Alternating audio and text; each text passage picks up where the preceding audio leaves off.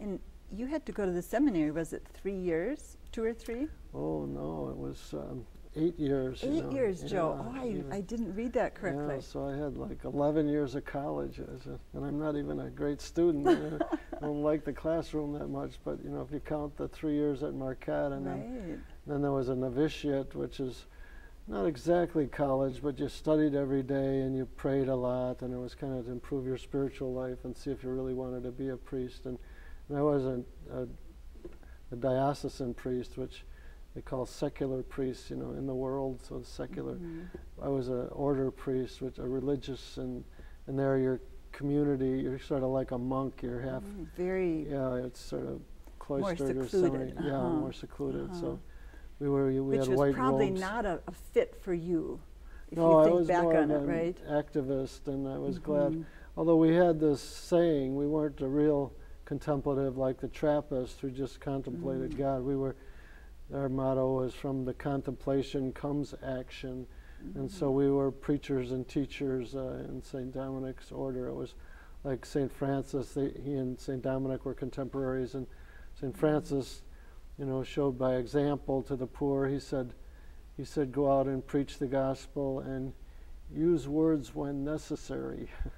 So his choose your words carefully. Yeah, and you know, and only speak when necessary. It was a big emphasis on example. Where St. Dominic, on the other hand, was about preaching and teaching. They went to universities and taught theology, or they preached and did use words to spread the gospel. So I was in that order. Probably a lot of people who have followed your life, Joe, your career, know that you were a priest for only about 3 years. 3 years, yes. And then decided to leave. Is that a decision that you feel very comfortable with always at this point in your life? Yeah, I really do, because the mainstream church is really not where I'm at. I don't know if you've ever been to St. Joan of Arc, or any of your listeners have been at St. Joan of Arc, but I still go to St. Joan of Arc, and that's a very progressive parish. And so I was very much caught up in the civil rights movement, the anti-war movement, and I was getting very liberated, where you know, feminism was big, or gay rights, or whatever, and I was so I was not comfortable with you know, no birth control and it's all these things. So I found that it was fairly easy in a sense to leave, because in one sense it seemed hard because I was giving up, you know, my family. In a sense, my family was still pretty old-fashioned, and it's a very big disgrace to leave the priesthood. I'm sure for your mother, it was hard. And my brother,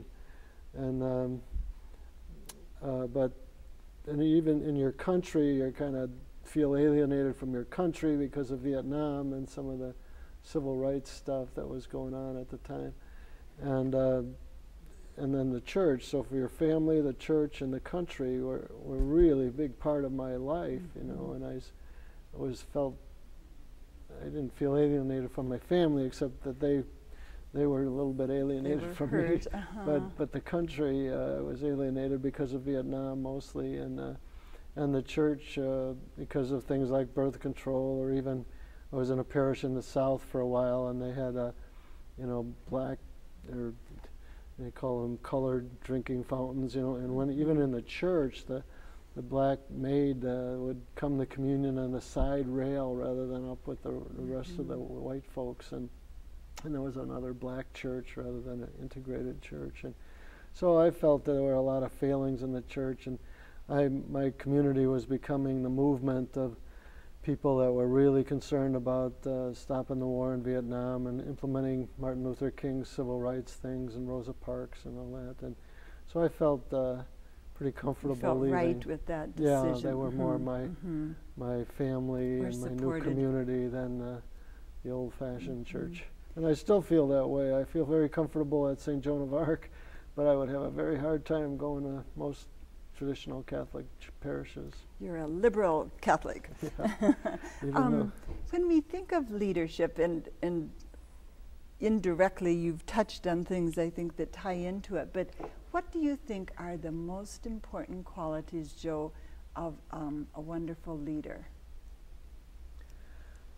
Well, I mean, I think there's a lot of them, and you know, it's hard to say, because I could probably list a dozen, you know, but I could say that the 3 or 4 that worked for me, you know, I think me or some of my friends that I consider leaders, you know, one is, I think the idea has to be pretty good, or the vision. I've started a half a dozen nonprofits over my career, and some of them just flopped after a couple of years. The idea wasn't something that people could really follow.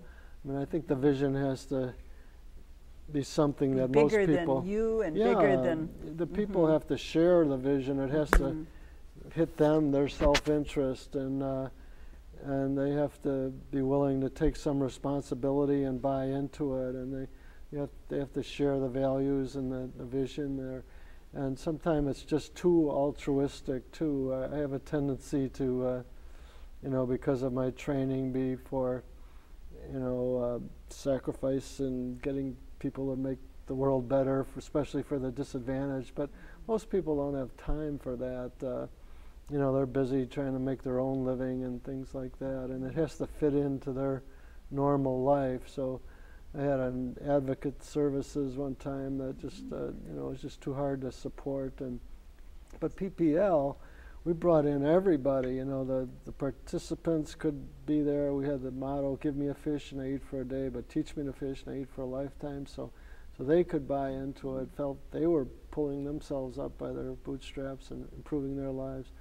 You know, the Republicans bought in because they like people to work and create wealth, and they don't like people sitting around and getting handouts rather than handouts.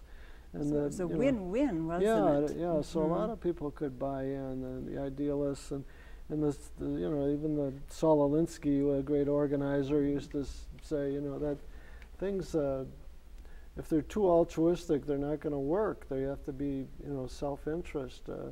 And I even asked them once about the grape boycott. You know, we were out here boycotting grapes because of Cesar Chavez and stuff, and Bobby Kennedy got behind him and all. But he said, in the long run, that's not going to work because people, you know, they're not that close to it, you know, and so. I think there's some truth to that. People are by nature self-oriented, aren't we? Yeah, you know, it's hard enough to get by in life if you take care of yourself and your family and things, and you don't have a lot of time to worry about people in Africa or California or something like that. Yeah, unfortunately. Yeah, it is, because we are one world, and I like the sayings like Wellstone used to say, we all do better when we all do better, you know, instead of we do better when I do better, you know. That I think that individualism could be pushed too much. We have to have that communitarian feeling. And so I think that's one characteristic, you know, that... So a vision that is going to cross a lot of lines. Right, yeah, people could really buy into it. It's in their self-interest to buy into it. What's another important quality for a strong leader?